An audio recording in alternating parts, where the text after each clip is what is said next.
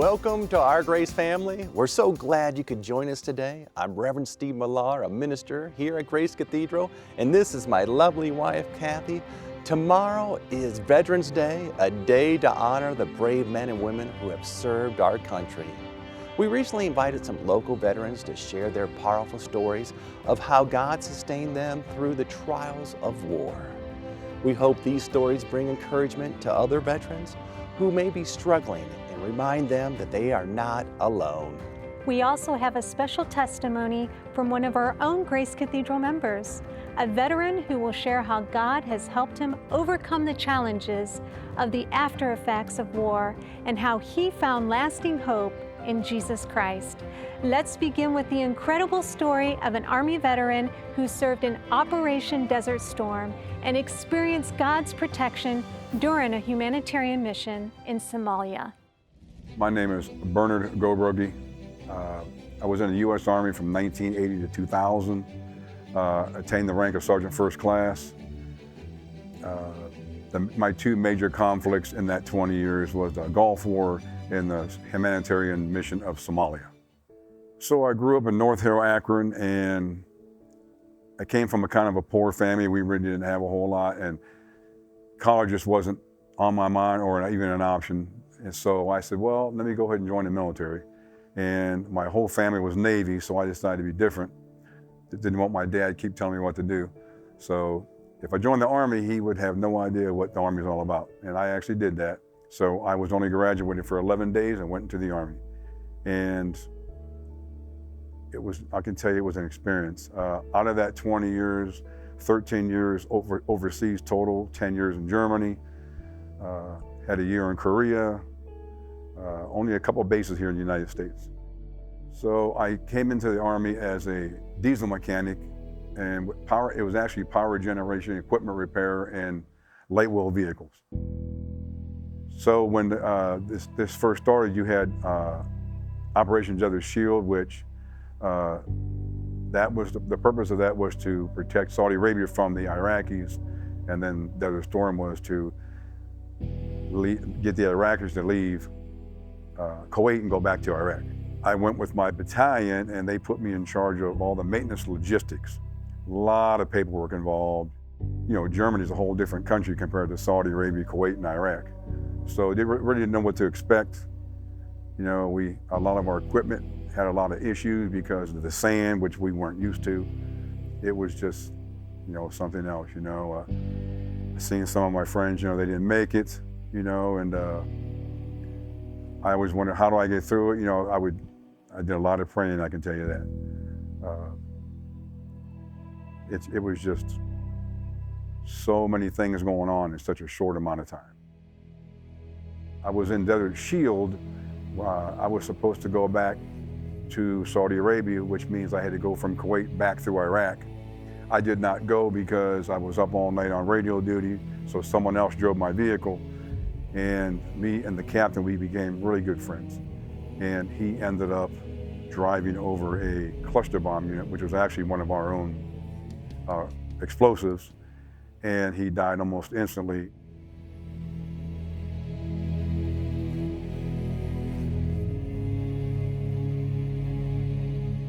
And then of course, when he passes away, you know, all I can think about is those two little kids saying, "Daddy, Daddy, you're home."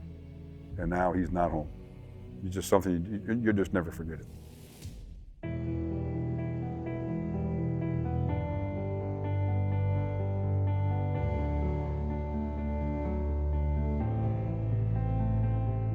I'll never forget my commander asked me, "Hey, are your bags packed?" I said, "Sir, my bags are always packed." He said, "Good, you're going to Somalia."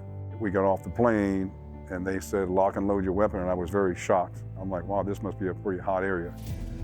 And as we're driving through town, everybody's shooting at you. Kids, adults, seems like everybody had guns. And our job there was we were feeding the people who were starving. So we were in charge of all the food, and I had to go deliver a report to our battalion. So we're coming around a corner on the way back, and all of a sudden there was hundreds, if not thousands, of protesters. I'm like, oh my goodness, we're in trouble. There was maybe 3 or 4 police officers there. They were dressed all in black. And you know, Are they corrupt because, they got to eat? The police wasn't, the greatest force. So you don't really know if you can trust these people. I mean, there's only 4 of them. There's thousands of people behind me. I started praying and saying, Lord, I can't die here. I made it through the Gulf War. Please don't let me die here. But I thought for sure this was it because I can't handle thousands of people. I can tell you that's the scariest moment of my entire life. The Lord got us through there. That's the only thing that got us through there because I was surprised that we actually got through. I had to end up coming back early from Somalia because I received a phone call that my wife was having some problems with her pregnancy. God let me get home in time. Before she lost that baby, she did lose that baby. When she lost that baby, I moved on right away. It really tore her up. And I didn't see it. I was taught, you deal with anything. I came out of a war, dealt with that. I was like, it happens. I just kind of put it out of my mind and moved on with my military career, and my wife didn't go as well, and I really feel bad about that. That really devastated her, which obviously it should have. And that really changed a lot because me not being there, there was just another terrible time that you have to deal with when you are in the military.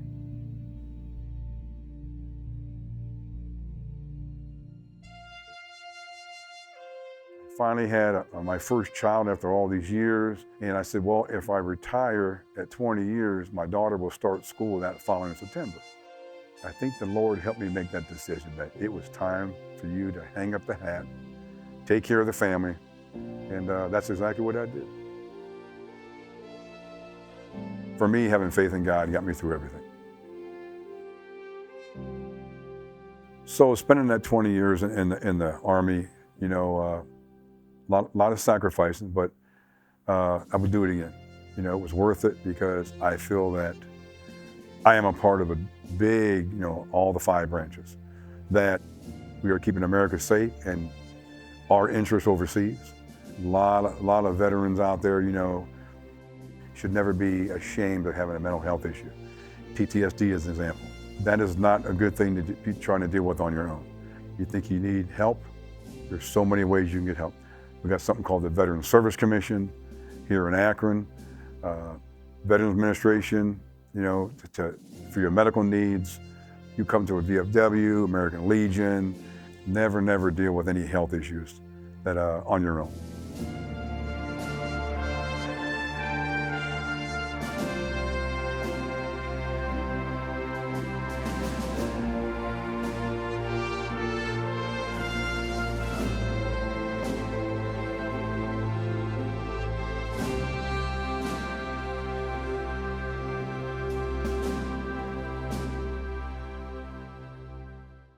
Veterans like Bernie understand the true meaning of sacrifice.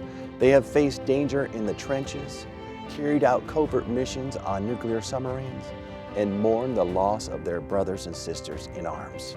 It's hard to fathom what they've endured, but these veterans also understand the power of compassion and empathy born from their shared experiences. They can truly relate to the struggles that other fellow veterans face. If you're a veteran watching today and you feel like no one understands your pain, remember that Jesus does. He walked this earth as very man as well as very God, and He knows the trials we face in this life because He endured them too. Next, we will hear from a Navy veteran, Kevin, who defied the odds. After providing crucial air support in Operation Desert Storm, Kevin faced a medical challenge that doctors believed would confine him to a nursing home. But Kevin's story took an unexpected turn. Hi, I'm Kevin Query. I am a retired Chief Warrant Officer from the United States Navy. I served from 1976 to 1993. We didn't have much money or anything. My parents divorced when I was 14. I was going to my senior year in high school. I would go to school in the morning and work in the afternoon. And I was actually making more money than my mom. So I just stayed there. My mom eventually remarried in '76. And at that point, I felt I could leave and go do what I wanted to do. But until that, I had to take care of the family. So I joined the Navy and I started over. And my intention was to learn a trade and go work and make a lot of money when I got out of the Navy, and ended up staying in there.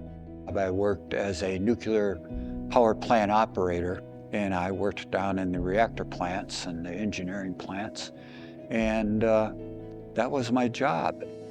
As the job grew, I was very satisfied with what I was doing. By that part, I'd started seeing different parts of the world, and I realized what we had here, and it was worth defending it. On the one sub I was on, we were standing off the port of a Russian naval base. We detected one of their ballistic missile submarines leaving, so we followed it for, duration of its patrol. Our whole purpose on that is if the door is open and they were going to launch missiles, we would sink it. So you're basically on a war footing for months at a time. That particular patrol, we lasted almost a little over 8 months. The other thing we would do is we would collect intelligence. So the submarines were a little different because when you're deployed, there's no real peacetime.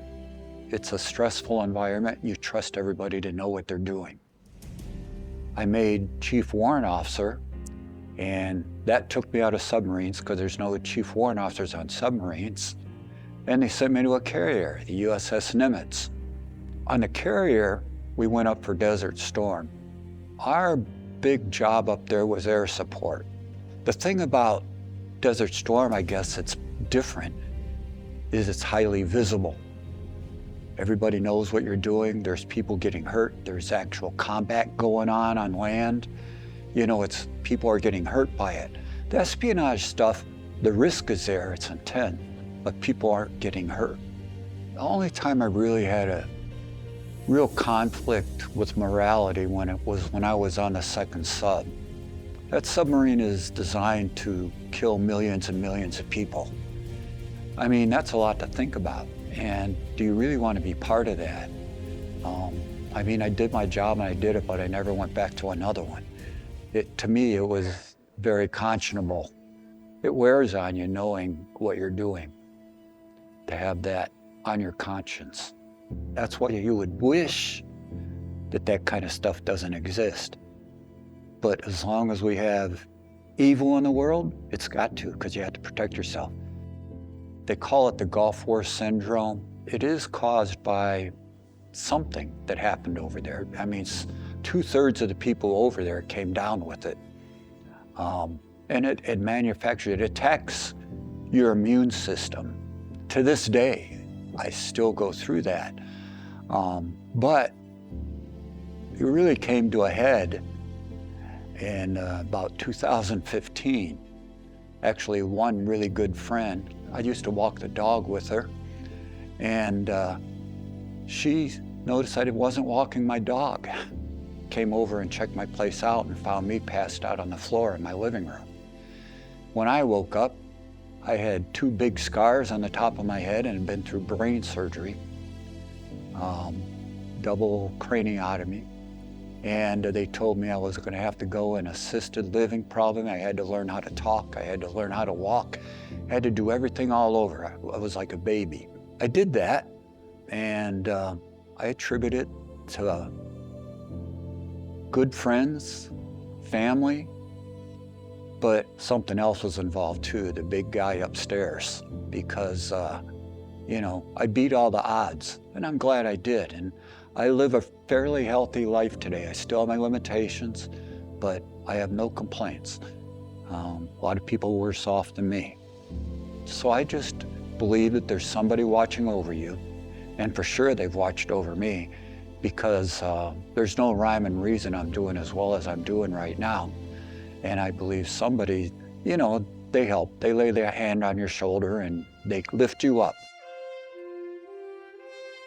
How can you understand really something you've never experienced? Some of my friends here, that served in Iraq and Afghanistan are carrying big emotional scars. Even though we weren't at the same time serving the same conflict, we've been through the same mental anguish. The biggest thing people have a hard time dealing with, was it worth it? You have to make sure people understand it was worth it. You did your job, you did your duty, you did good, you helped people. I would say this to all my fellow vets out there. Just remember, you're not alone. There's always a place, someone, somewhere that'll listen to you. You just have to be willing to listen and look for it. Don't try and handle all this by yourself. Some of it's too much. And for everybody else, all I'd like to say is this. Don't take our freedom for granted, because it can go away, internally or externally. Don't take it for granted. Always think about that. And I wish you all the best, and God bless you all.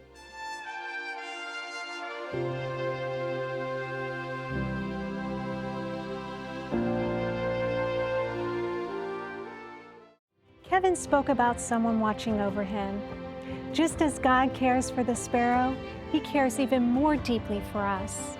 In this last hour, God is pouring out His power across the world and bringing His reality to people through signs, wonders, miracles, and healings. Yes, nothing is impossible with God. Matthew 19:26 reminds us, with men this is impossible, but with God all things are possible. Next, we'll hear from an Army veteran who served in Operation Iraqi Freedom and discovered the enduring hope found in Jesus Christ. My name is Nick Eddy. I was a specialist in the Army. I served with the 3-7 Infantry with the 3rd ID, and I went overseas to Operation Iraqi Freedom, and I was in from 2001 until about 2004-05. Being in the Army, it started out where you thought you were tough, you thought you were doing what you're supposed to, and we did, and we went overseas, and it got a little tougher. I was completely sleep deprived, and we left Kuwait and invaded Iraq. I was mechanized infantry, so I sat in the back of a Bradley, and the heat that would radiate out that Bradley and the sand and the vibration was immense. I only slept when I'd pass out from exhaustion. I was at first the person, I can't believe this is happening. I can't believe we're in Iraq now. I can't believe we're doing this. Every day in Iraq, it is life or death. The Iraqis love shooting in the air all the time, and we had a rash of people that got hit with bullets near Garrison, and they would get life flighted to Germany. One guy got shot in the back of the leg, and I almost lost my life by a bullet when I was sleeping, waking up and seeing a hole in my bug net, and was very upset. That was my bug net, and if you were over there, you know the flies and the bugs are ridiculous. So I was mad, and I look over, and there was a bullet laying right next to me, and realized that, nope, that was just the fire coming down. You have threats from oncoming targets, you have threats from just random bullets in the air, and then you also have the IEDs all over the place where you could just be driving along and you get blown up. One of our other engagements was a bunker compound with several bunkers. We were shooting 203s and grenade launchers, and all of a sudden, those 203s started getting closer and closer, and we're like, what is going on? And then we realized, oh, we're getting mortar fire. It's coming all around us. One of my friends, Acosta, he lost his eye. Well, at least had shrapnel in his eye and had to get flight to Germany. And we didn't even realize what was happening. And well, the Army took care of it because they pulled us out and they bombed the whole thing. There's nothing left of that place. So for a while, being on heightened alert, yeah, you think everybody was the enemy. But then we had to start integrating with them and talking to them. And then the lines became very blurred. Your friend one day could be your enemy the next day. That it's only a miracle of God that I wasn't shot or killed. I remember a girl that I used to really like. She had to have been maybe 13 or 12. She was always, Mr., give me one. Mr., please, teeth. Mr., please. And I'd give her stuff. I'd give her a toothbrush and stuff. And it came down where some of the guys were asking, hey, where's Sarah Gimme Girl?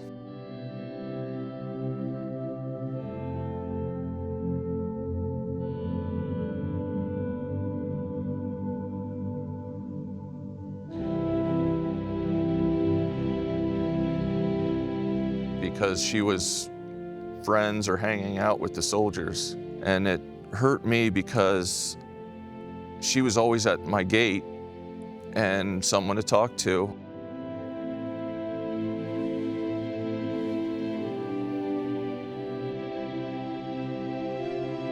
Going into Iraq, I was on alert all the time. I was watching every corner, trying to find out where that next bullet might come from. Then something happened. Things changed. I got really complacent. It came to the point that I could be in the middle of a firefight and decide I got to use the restroom. And nothing mattered. I just felt cold, really cold. It wasn't because of fear, it was because it just happened so much. It didn't matter what you did. You could try to be as alert as you wanted to be. You just never know when it's coming for you. When it's your time, it was your time. Whether it was a stray bullet, whether it was an IED, it just didn't matter. And when you got that through your head that it didn't matter, you stopped worrying so much about what's going on around you. And it was only the Lord that saved me through that, because that complacency made you just not care. After getting home from Iraq, I didn't realize that there was a problem. I didn't know that anything was wrong, other than that I was really angry. And I felt, if you messed with me, why not try to fight you? I was more on alert. I thought anybody around me could be an enemy, and went like that for some time. When attacks would happen, sometimes there would be triggers. Sometimes bridges were triggers, just like for overseas. You never knew if there was someone on the backside of that bridge. One day,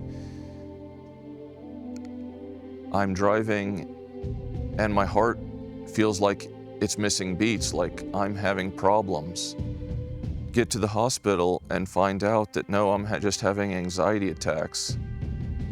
And that started my journey of dealing with constant fear and terror of feeling like you're dying. I had to carry pills everywhere I went, because if this happened, I needed to hurry up and take that medicine, or I would go into hyperventilation, and my tongue would swell up and it would actually stop me from wanting to breathe. It was just complete terror all the time. There was a time where I started smoking marijuana, smoking pot, thinking that helped, and it did make me numb. It made kind of the anxiety, the stress float away, but it was no life. Still miserable. Time just went by. You think you're happy at the time too, but it's not really happy because you're not doing anything. You're just numbing yourself to where you can't feel. I remember a lot of times praying, Lord, please help me. I want to get out of bed today. I want to get something done. I want to feel useful. So growing up, I was a military brat. My father moved around every 3 years of his life, but the one place he would always try to come, at least maybe once a year, maybe every couple years, was Grace Cathedral. So coming home and trying to find help, I went to Grace Cathedral. knowing that we had Reverend Ainsley that I believed could touch God and get help for me. And so I would come to Grace Cathedral and get prayer because there is a great anointing here. And it helps break a lot of those bondages. When I would come to Grace Cathedral, I could see people getting delivered, and that helped my faith mount higher to where I could find deliverance. And it wasn't until Jesus really came into my life that I found hope that if I were to die, I'm gonna go to heaven. Like, there was a light now where I could see hope for the future, hope for anything, and to where I could go out into public and not be completely afraid. And I realized that there was hope, that there is only hope in Jesus. No matter any medication or fake happiness you think you're gonna get, you're not gonna get the true happiness, that hope that comes with Jesus, because He is the only way. And there'll be times when you'll look back after finding Him, realizing how many times He watched out for you when you were a complete sinner. And you'll just know that that's the love that Jesus has for you. And those veterans out there, I pray that you do find Jesus, because He is your way home.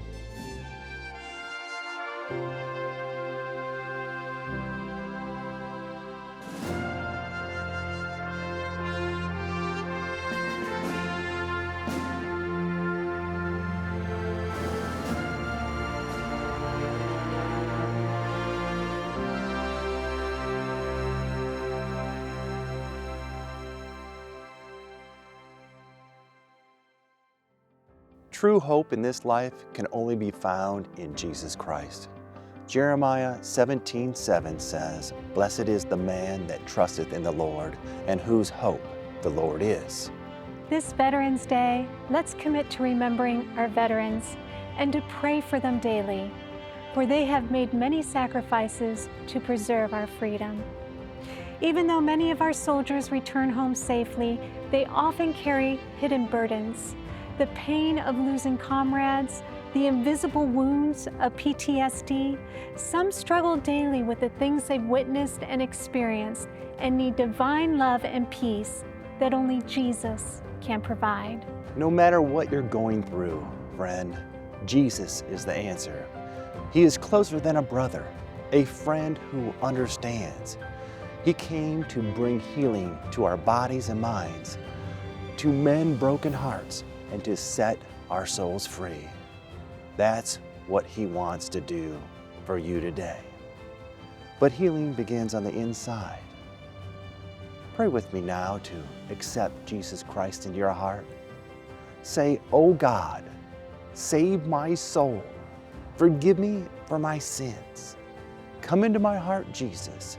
Come on in, Jesus." Amen. Friend, if you meant that prayer, you have Jesus Christ in your heart. Live for Him daily. Tell others about Jesus. To all the veterans watching, thank you for your service. The freedoms we enjoy are a constant reminder of the price you paid. And a special thank you to the veterans who courageously shared their stories with us on the show today. We appreciate your dedication to our country. God bless you, and we'll see you next time. Bye-bye. This program has been made possible by the friends and partners of Ernest Angley Ministries.